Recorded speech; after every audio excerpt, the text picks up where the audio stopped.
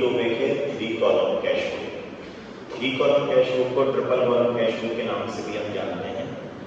3 column cash book में जो 3 column है उसको मेनली जाना जाता है discount, cash and bank. Discount, cash, bank. जिस तरह से हम सिंगल कैश बुक पढ़ते हैं उसमें ओनली अमाउंट का कॉलम होता है कैश का।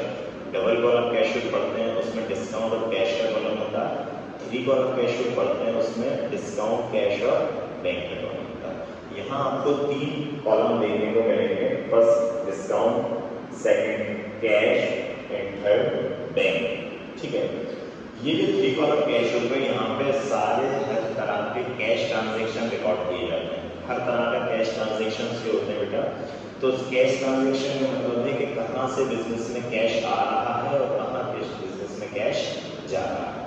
हाँ, आपको जो चीज़ याद रखना है 3 कॉलम कैश बुक में वो ये याद रखना है कि इसमें पैसा कहाँ से आ रहा है और पैसा कहाँ पर जा रहा है। ठीक है, तो फॉर्मेट की बात करें, इससे जो फॉर्मेट है इसमें हमें जो डेबिट साइड है जिसे हम 2 साइड बोलते हैं, जैसे अगर इस फॉर्मेट की बात करें तो पहला कॉलम जो होता है वो होता है किसका, डेट का, और जो सेकंड कॉलम होता है वो होता है क्या, पर्टिकुलर्स। थर्ड कॉलम होता है VN, voucher number. Fourth column LF, ledger folio.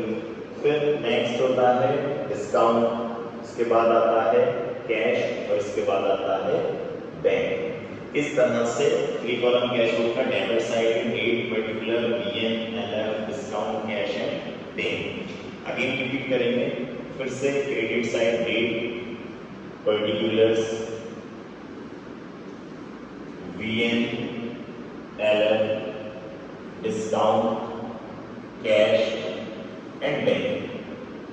ये 3 कॉलम कैश बुक का फॉर्मेट है पूरा। अगर हम इसको कॉलम से में डिवाइड करेंगे तो कॉलम्स इस तरह से बनेंगे इसके बेटा। देखिए, एक डेबिट साइड है और एक क्रेडिट साइड है। ठीक है, यहां से हम इसको क्लोज करेंगे तो पहला कॉलम बन गया आपका date, second particulars, VN, LF, discount, cash and bank. Date, particulars, VN, LF, discount, cash and bank. अब आपको क्या करना है, यहाँ पर आपको जब भी 3 कॉलम में क्वेश्चन आएगा करने को तो सबसे पहले हमें उसमें कैश का और बैंक का बैलेंस दिया जाता है। जो लास्ट मंथ का क्लोजिंग बैलेंस होता है वो न्यू मंथ में आके ओपनिंग बैलेंस हो जाता है। तो कैश का बैलेंस जो भी दिया रहेगा वो सबसे पहले ओपनिंग बैलेंस कहलाएगा, उसको हम बोलेंगे टू बैलेंस बी। ठीक है, अगर कैश का बैलेंस हमेशा डेबिट रहेगा, कभी भी कैश का बैलेंस क्रेडिट नहीं होता। लेकिन बैंक का जो बैलेंस है वो डेबिट भी हो सकता है और क्रेडिट भी हो सकता है। तो डेबिट कब होगा और क्रेडिट कब होगा बेटा? तो पहले डेबिट जो होगा तो वो ये बोलेंगे कि बैंक बैलेंस डेबिट, या वो ये बोलेंगे ओनली बैंक बैलेंस। ठीक है, और अगर वो ये बोलते हैं कि बैंक, क्वेश्चन में हमको ये पूछा हुआ है कि bank balance overdraft, bank overdraft या बैंक बैलेंस क्रेडिट, तो अगर ओवरड्राफ्ट आएगा तो वो बाय साइड में आएगा, और अगर बैंक बैलेंस क्रेडिट आएगा तो वो कहाँ पर आएगा, बाय साइड में। ये मैंने दोनों एग्जांपल आपको दे दिए कि अगर बैंक का बैलेंस क्रेडिट आता है तो बाय साइड में लिखेंगे और कैश का बैलेंस हमेशा टू में। ये जरूरी नहीं होता कि कैश का बैलेंस और बैंक का बैलेंस हमेशा दोनों एक जगह आए। कैश का तो हमेशा डेबिट आएगा ही आएगा, कभी भी क्रेडिट साइड नहीं आएगा। लेकिन बैंक का बैलेंस डेबिट में भी आ सकता है और क्रेडिट में भी। अब हम बात करेंगे क्वेश्चन में कि सर कैसे कैश आएगा और कैसे कैश जाएगा, आता कहाँ से है और जाता कहाँ है। तो हमने बिजनेस के जो ट्रांजैक्शन जनरल में पढ़े थे उसके अकॉर्डिंग हमने ये सीखा था कि बिजनेस में कैश कहाँ से आता है। तो अगर कोई गुड्स आप सेल करेंगे, अगर आप कोई गुड्स सेल करते हैं कैश में तो आपके पास कैश बिजनेस में आएगा।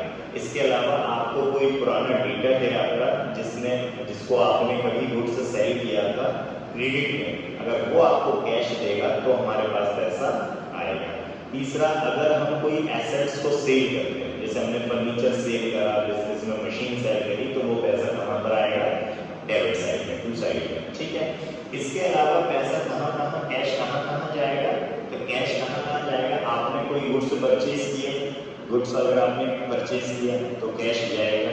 आपने किसी क्रेडिटर्स को पैसा दिया, क्रेडिटर कैश दिया, मतलब आपने कभी किसी क्रेडिटर से गुड्स परचेज किया था क्रेडिट में, तो अगर वो कैश उसको हम दे रहे हैं, क्रेडिट को पेड कर रहे हैं, तो वो कहाँ आएगा, बाय साइड। इसके अलावा अगर आप कोई फर्नीचर एसेट्स परचेज करते हैं, मशीन परचेज करते हैं या बिल्डिंग परचेज करते हैं, तो जो भी चीज परचेज करेंगे तो वो कहाँ आएगी, बाय साइड।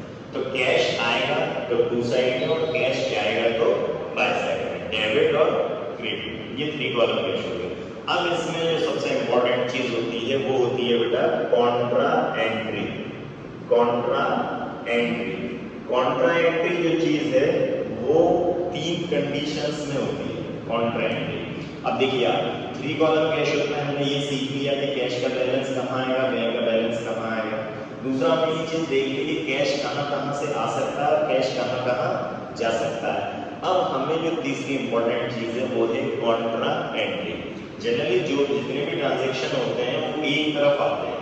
अगर कैश आएगा तो कहाँ लिखेंगे, डेबिट में, और कैश जाएगा तो कहाँ लिखेंगे, क्रेडिट में। लेकिन कुछ ट्रांजैक्शन ऐसे होते हैं जो दोनों तरफ, बोथ साइड में लिखे जाते हैं, और ये जो दोनों तरफ बोथ साइड में ट्रांजैक्शन लिखे जाते हैं उनको कहते हैं हम कौन सी एंट्री, कॉन्ट्रा एंट्री। ये कॉन्ट्रा एंट्री बेटा 3 कंडीशन में होती है। पहले तो आपको ये समझना है कॉन्ट्रा एंट्री क्या है।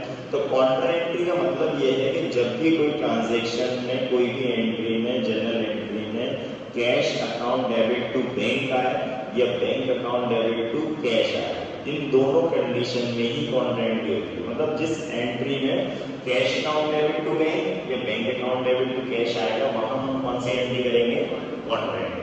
अब इंपॉर्टेंट चीज है कि ये bank account debit to cash और cash account debit to bank कब कब आता है, कब कब आता है, इसके लिए सिर्फ 3 कंडीशंस होती हैं कॉन्ट्रा एंट्री के लिए। वो 3 कंडीशंस कौन कौन सी होती हैं वो मैं बता रहा हूँ, वो आप लोग याद कर लेना। सबसे पहला होता है बैंक में कैश डिपॉजिट करने पर, कैश डिपॉजिटेड इनटू बैंक, मतलब बैंक में रुपए जमा करने पर। तो जब हम बैंक में कैश डिपॉजिट करते हैं तो क्या एंट्री करते हैं, बैंक रिसीवर होता है, बैंक अकाउंट डेबिट, और हमारे पास से बिजनेस से किया जाता है कैश। तो हम पहली एंट्री करते हैं इसमें कौन सी, बैंक में कैश डिपॉजिट करने की, bank account debit to cash account, bank account debit to cash. ये कब एंट्री होगी, जब हम कैश डिपॉजिट करेंगे बैंक में, ठीक है। दूसरी कंडीशन, एक तो पहली कंडीशन हो गई कि आपने बैंक में कैश डिपॉजिट कर। सेकंड कंडीशन जो कॉन्ट्रा एंट्री की है वो होती है बैंक से कैश विड्रॉ करने पर, बैंक से पैसा निकालने पर, किस चीज के लिए, ऑफिस यूज के लिए, पर्सनल यूज के लिए नहीं। पर्सनल यूज कहलाएगा ड्रॉइंग। तो जब हम बैंक से कैश विड्रॉ करेंगे ऑफिस यूज के लिए, तो जब हम उसकी जनरल एंट्री क्या करते हैं, जब हम बैंक से कैश विड्रॉ करेंगे तो बिजनेस में आएगा हमारे पास कैश, और गिवर देने वाला कौन होगा, बैंक। तो सेकंड कंडीशन क्या बन गई, कैश अकाउंट डेबिट बैंक की, बैंक से कैश विड्रॉ करने पर, cash withdrawal from bank for office use. पहली कंडीशन कौन सी थी बेटा, बैंक में कैश डिपॉजिट करने पर। दूसरी कंडीशन कौन सी है बेटा, कैश विड्रॉ करने पर ऑफिस यूज के लिए, ठीक है। अब हम आते हैं थर्ड और लास्ट कंडीशन पे। ऐसी कौन सी थर्ड कंडीशन है जिसमें कॉन्ट्रा एंट्री की जाती है, तो कॉन्ट्रा एंट्री थर्ड कंडीशन का मीन्स ये है कि जब हम रखा हुआ चेक पुराना, जैसे आपके पास चेक रिसीव हुआ, उस चेक को आपने बिजनेस में अपने पास रख लिया और उसे बैंक में डिपॉजिट नहीं किया, तो जब हम वो चेक बैंक में डिपॉजिट करेंगे तो फिर कॉन्ट्रा एंट्री की तीसरी कंडीशन बनेगी। जैसे आज हमें किसी से चेक मिला तो हमने एंट्री कर दी cash account debit to X से मिला, तो cash account debit to X, ये एंट्री हमने करके रख दी है cash account debit to X. अब वो कैश जो है, वो जो कैश लिखा हुआ है वो एक्चुअल में क्या है, चेक। तो उस चेक को आप क्या करेंगे, बैंक में जमा, बैंक में डिपॉजिट करेंगे। तो जो चेक आज के बाद, जैसे आज आपको कोई चेक रिसीव हुआ, अब आज के बाद में आप कभी भी बैंक में जमा करेंगे तो फिर कॉन्ट्रा एंट्री की कंडीशन बनेगी। क्यों बनेगी बेटा, क्योंकि तीसरी कंडीशन में ये होगा कि हमने बैंक में वो चेक डिपॉजिट करा, तो बैंक में चेक डिपॉजिट करा तो रिसीवर कौन हुआ, बैंक। एंट्री क्या बन गई, बैंक अकाउंट डेबिट टू आपके पास से क्या गया, वो चेक। तो चेक को हमने क्या लिखा था जब हमने चेक रिसीव हुआ था, कैश। तो वो कैश आपके पास से कहाँ जा रहा है, बैंक में। तो ये तीन कंडीशन कॉन्ट्रैक्ट की होती है। पहली कंडीशन कौन सी होती है बेटा? Cash deposited into bank. Second condition होती है cash withdraw from bank for office use. और थर्ड कंडीशन होती है written cheque deposited into bank. पुराना रखा हुआ, आपके पास रखा हुआ चेक आपने बैंक में जमा किया, ठीक है। अब ये तीन कंडीशन पे जब आपकी कॉन्ट्रैक्ट आती है, आपके सामने का कॉन्ट्रैक्ट आती है, जैसे पहली एंट्री आई आपके सामने कि आपने बैंक में कैश डिपॉजिट किया, तो बैंक में कैश डिपॉजिट किया तो आपने एंट्री क्या करके देखी? Bank account debit to cash. Bank account debit to cash, तो अब हम क्या करेंगे? Bank account debit to cash को आपको दोनों तरफ लिखना है। ये एक ओनली सिंगल एंट्री है जो दोनों तरफ आएगी। कौन सी एंट्री? Contract entry. तो जैसे हमने एंट्री करी bank account debit to cash, तो हम यहाँ लिखेंगे टू कैश अकाउंट, ठीक है। और इसका जो अमाउंट आएगा वो किस कॉलम में आएगा? बैंक वाले कॉलम में।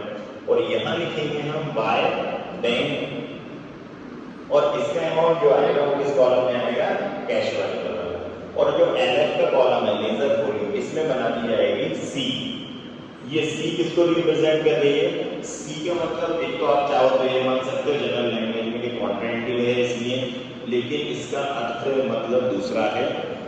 इस सी बनाने का मतलब है कि कॉन्ट्रा एंट्री की पोस्टिंग नहीं की जाती है। जब हम कॉन्ट्रा एंट्री करते हैं तो इसकी लेजर में पोस्टिंग नहीं होती, इसलिए हम एलएफ के कॉलम में क्या बना देते हैं बेटा? सी। तो कॉन्ट्रा एंट्री में दोनों तरफ एंट्री होती है, ठीक है। इसके बाद वही ट्रांजैक्शंस होते हैं सिंपल। जब कैश आएगा तो हम डेबिट साइड लिखेंगे और कैश जाएगा तो क्रेडिट साइड में। इसके बाद लास्ट में जब आपका क्वेश्चन कंप्लीट हो जाएगा तो आप क्या करेंगे कि टोटल लगाएंगे। टोटल दोनों तरफ का बैलेंस इक्वल करेंगे। तो कैश के बारे में आप ये याद रखेंगे कि कैश का जो टोटल रहेगा वो हमेशा डेबिट साइड का ही ज्यादा आएगा। हमेशा कभी भी आप कोई सा भी क्वेश्चन करेंगे तो कैश का डेबिट साइड में टोटल ज्यादा आएगा। अब हम क्या करेंगे? लास्ट में कैश का टोटल लगाएंगे और उस टोटल को हम दोनों तरफ लिख देंगे, और यहाँ पर हम निकालेंगे balance by balance c d carry forward. इसको कैरी डायवर्ट कर देते हैं, सॉरी कैरी डायवर्ट। और कैश का बैलेंस हमेशा बाय साइड में आएगा, मतलब क्रेडिट साइड निकलेगा। लेकिन बैंक का बैलेंस डेबिट भी हो सकता है और क्रेडिट भी हो सकता है। हो सकता है कि बैंक के कॉलम का यहाँ का टोटल ज्यादा हो। अगर बाय चांस बैंक के टोटल का कॉलम का यहाँ का टोटल ज्यादा है तो फिर यहाँ पे हम क्या लिखेंगे? To balance c d. ये बैंक का बैलेंस का आंसर हो जाएगा, वो इधर आ जाएगा बेटा, ठीक है।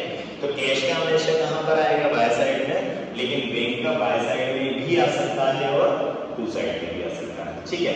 इसके बाद में हम क्या करना है? आपको दोनों तरफ का टोटल लगाएंगे, डिस्काउंट का टोटल लगाएंगे, जो कि दोनों तरफ का टोटल लगेगा लेकिन बैलेंस नहीं निकालेंगे। डिस्काउंट तरफ का जो कॉलम है इसका हमें टोटल लगाना है लेकिन बैलेंस नहीं निकालना। तो आपने डिस्काउंट रेट का टोटल लगा लिया, दोनों तरफ लिख लिया जो भी टोटल आया। कैश का आपने टोटल लगाया और इस टोटल में से आपने क्या करा? बाय साइड का माइनस कर दिया, तो कैश का क्लोजिंग बैलेंस आ गया। फिर आपने बैंक का टोटल देखा कहाँ का ज्यादा है, तो अगर बैंक ओवरड्राफ्ट है तो जनरली बैंक का क्रेडिट साइड का ज्यादा आएगा, तो उस टोटल में से आप डेबिट साइड को माइनस करेंगे तो क्रेडिट डेबिट बैलेंस आ जाएगा बैंक का टू बैलेंस सी डी। इसे फिर आप चाहें तो फॉरवर्ड कर सकते हैं कि टू से इसको ट्रांसफर करेंगे बाय में, और बाय से इसका ट्रांसफर करेंगे टू में। नेक्स्ट मंथ के फर्स्ट डे ओपनिंग बैलेंस आ जाएगा। इस तरह से बेटे 3 कॉलम कैश बुक बनती है। 3 कॉलम कैश बुक में आप एक बार और कॉलम देख लीजिए। सबसे पहला कॉलम बनता है डेट का डेबिट साइड में, फिर पर्टिकुलर्स, फिर BNLF voucher number, ledger folio, discount, cash and bank. Again repeat करेंगे, क्रेडिट साइड में date, particular, BNLF, discount, cash और बैंक। ये मेन फॉर्मेट है 3 कॉलम कैश बुक का। इसको हम ट्रिपल कॉलम कैश बुक के नाम से भी जानते हैं। ये था बेटा इसका फॉर्मेट, ठीक है।